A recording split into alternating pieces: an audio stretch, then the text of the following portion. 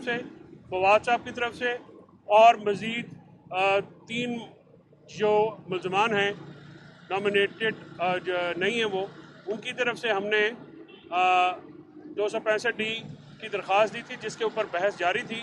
तो court time ख़त्म होने के बाद उसको कल तक मुलतवी किया गया है।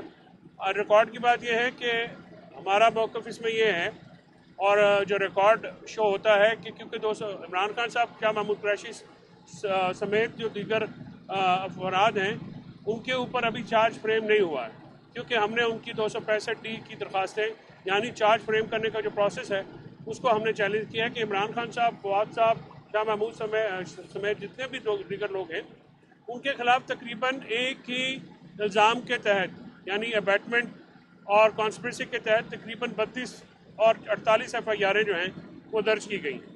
तो एक जगह पे नहीं है, उसमें मुल्तान में भी हैं, फैसलाबाद में भी हैं, लाहौर में भी हैं और पिंडी में भी हैं। तो कानून के मुताबिक एक ही जो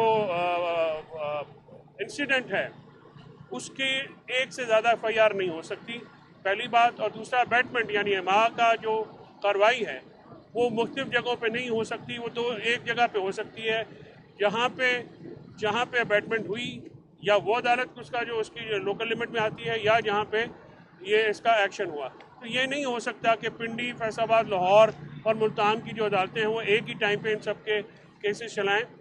तो इस नुक्ते के ऊपर जो है ये बहस जारी है।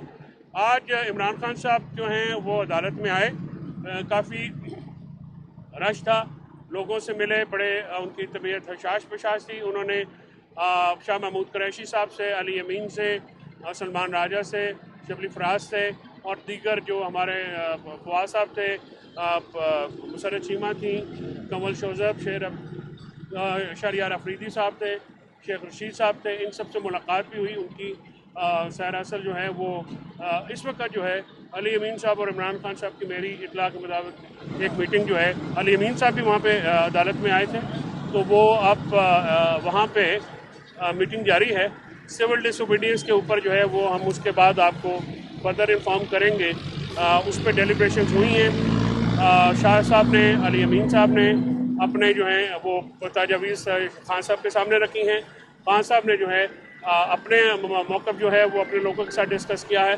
तो अभी अली अमीन साहब की क्योंकि मीटिंग हो रही है, तो शाह महमूद कुरैशी साहब ने मुझे इत्तला दी है कि क्योंकि मैं रोशन पे था तो उन्होंने मुझे ये कहा कि अली अमीन साहब और इमरान खान साहब की मीटिंग के बाद जो भी सिलसिला होगा वो हम आपसे उस पर्टिकुलर एंगल में तो बात करेंगे। आज खान साहब ने वहाँ पे मैं आपको ये अर्ज़ कर दूँ कि खान साहब समेत जितने भी वर्कर्स हैं वो इन तमाम केसेस में 9 मई का जो सारा इंसिडेंट है वो पोलिटिसाइज इंसिडेंट। आपको पता है जिन लोगों ने प्रेस कॉन्फ्रेंसेस की उनको इन 9 मई के केसेस में, इसके बावजूद के पुलिस के IG ने प्रेस कॉन्फ्रेंस की कि वो मुलव्वस हैं, उनका रिकॉर्ड दिखाया, उनको इससे बरी जमा करा दे दिया गया। लेकिन जिन्होंने PTI को नहीं छोड़ा, पार्टी के साथ रहे, आज तक साथ हैं, वो 9 मई के 48, 40 32 केस जो है ना वो भुगत रहे हैं।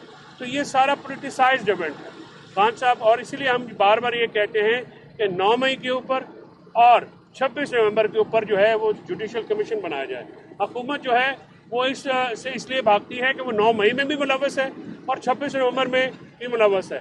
ये जो सारा प्लान था एक पार्टी को टारगेट करने के लिए, क्रश करने के लिए PTI को, फिर उसके बाद आपने देखा इलेक्शन सैंपल लिया, उसके बाद इलेक्शन फ्रॉड किया 47 का, उसके बाद हमें रिजर्व सीट जो है सुप्रीम कोर्ट के हुक्म के मुताबिक आज तक नहीं दी गई हैं। उसके बाद जो 9 मई में अब वो इतना उसके पोलिटिकली मोटिवेटेड है, यानी 1.5 साल बाद, 2 साल बाद जो बंदा अभी इधर एजाज सैयद हो, हैदर शराजी साहब हो और जर्नलिस्ट हो, और आपने उस दिन देखा कि जो ATC इस्लामाबाद के बाहर जब 81 वर्कर्स डिस्चार्ज हुए तो वहाँ पे SHO ने कहा कि जो मीडिया यहाँ से नहीं होता उनको पकड़ के एहतजाज के केस में डाल दो।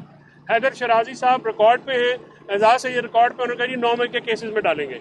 तो 9 मई का जो केस है, वो 9 मई का जो वाक़या है वो इस तरह से इस्तेमाल हो रहा है अपने सियासी मुखालफिन के पीछे, बजाय कि उसकी CCTV फुटेजेस निकाल के जो छुपा ली गई हैं वो सामने आती, जिन्होंने वो काम किया था उनको निशाना बनाते।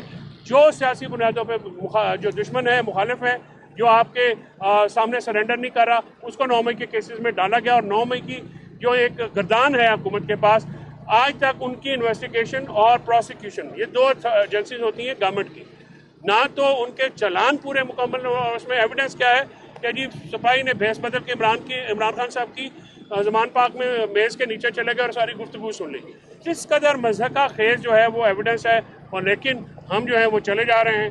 तमाम डिस्चार्ज के केस हैं, लेकिन जिस माहौल में हमारी अदलिया को 26वीं तरमीम में के बाद ला लिया गया है, अदलिया को भी क्रश कर दिया गया है। आप मीडिया आज़ाद था, मीडिया को भी क्रश कर दिया गया, जमहूरियत को भी क्रश कर दिया गया।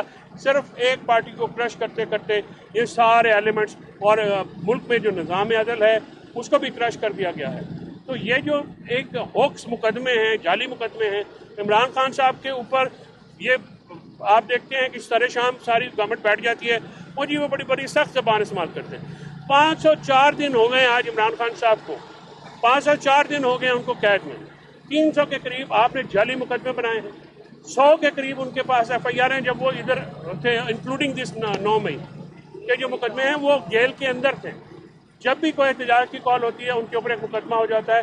और 100 रेंजर के एक्सीडेंट पे जो शहीद हुए हमारे एहलकार, उनका मुकदमा भी इमरान खान और पूरी पार्टी के ऊपर दे दिया गया, हालांकि उनका कोई लेना देना नहीं है। वहाँ पे इंसिडेंट हुआ, उसको आप प्रूव करें, जो उसके जिम्मेदारान हैं, एक को आपने अरेस्ट किया हुआ है, जो जिम्मेदारान उनको सजा दीजिए। लेकिन सियासी बुनियादों के ऊपर जो है वो इमरान खान साहब को, उनकी पार्टी को, उनके लीडरान को, उनके कारकुनान को, उनकी फैमिली को, उनकी बेगम बुशा बेगम को 10 महीने एक गैर कानूनी और लगभग झूठे केसेस में मुलव्वस किया गया। कल आप सबके सामने इस यकबस्ता सर्दी में रात को 8:30 बजे जब लाइट गई तो वहाँ पे वो ट्रायल ख़त्म हुआ।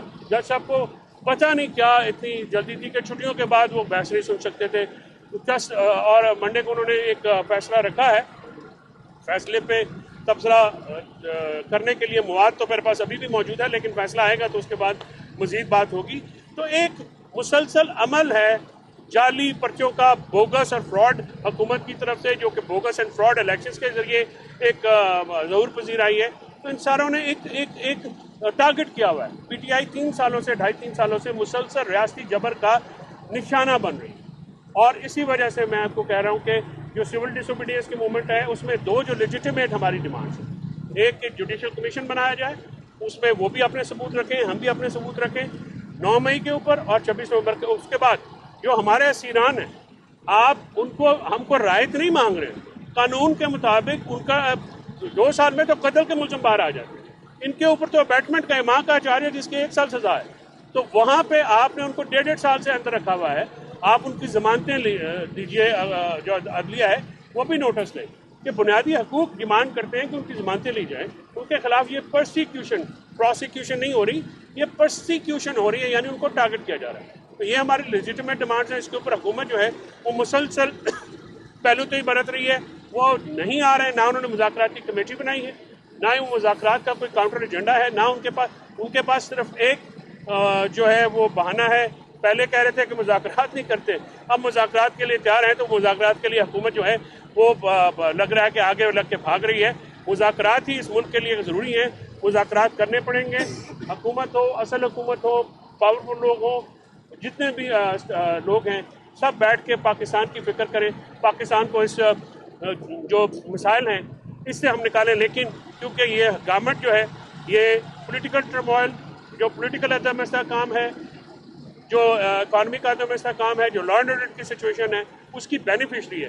लिहाजा ये टेम्परेचर ये तो कूल डाउन होने नहीं देना चाहते, क्योंकि जिस दिन ये कूल डाउन हुआ और हालात मामूल पे आए, ये हुकूमत एक दिन नहीं निकाल सकती। लिहाजा ये बेनिफिशरी हैं सारे इलेक्शन फ्रॉड के, बॉम्ब 47 के। लिहाजा ये चाहते हैं कि ये मुज़ाकरात का अमल साबोटाज हो, किसी तरह से ये डीरेल हो, ताकि इनकी जो एक गैर कानूनी हुकूमत है वो चलती रहे।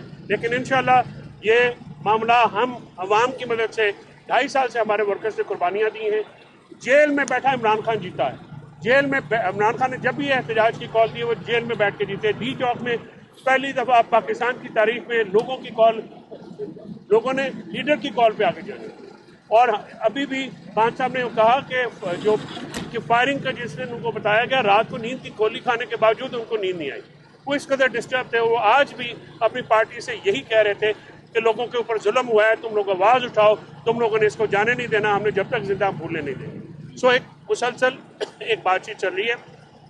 अली अमीन साहब बाहर आते हैं तो इंशाल्लाह फिर मीडिया को वो खुद भी ब्रीफ कर देंगे, नहीं हुआ तो फिर हम जो हमारा इंफॉर्मेशन डिपार्टमेंट है या जिसकी भी ड्यूटी होती है वो आपको मजीद इसमें इन्फॉर्म करें। ये बता दें जो मुज़ाकराती कमेटी के मेंबर थे उनकी भी मुलाकात हुई है या वो मुज़ाकराती कमेटी के मेंबरान में से आज सलमान अकरम राजा थे वहाँ पर, वो वहाँ पे क्योंकि एज ए लॉयर हैं वहाँ पे मौजूद थे, उनकी आज मीटिंग नहीं है, लेकिन वो मुज़ाकराती कमेटी के नाम हमने कल दे दिए थे।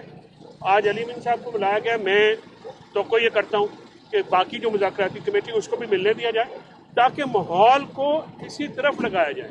हुकूमत जो जानबूझ के ये सैबोटाज होता है ना, यानी आप उनकी कमेटी को मजाक उड़ाते हैं लेकिन आप उस कमेटी को अलाउ नहीं करते कि यहाँ पे आए, उनको जेल में पकड़ के बंद कर देते। जिस दिन मुज़ाकराती कमेटी बनी, उमर अयूब खान को जो कि मुज़ाकराती हेड हैं, अहमद चट्टा और राजा बशारत और अजीम और एक हमारे राजा साहब हैं, इनके साथ मिलकर यहाँ पे डिटेन कर दिया गया। तो वो क्या था, वो पंजाब हुकूमत की एक डेलिब्रेट एफर्ट थी कि ये मुज़ाकराती अमल शुरू ही ना हो। हुकूमत को मुज़ाकरात के अमल के नाम से चिढ़ है, वो इससे चिढ़ते हैं, वो उनकी कांपें टांगती हैं, लेकिन मुज़ाकरात ही आगे जाने का वाहिद हल है।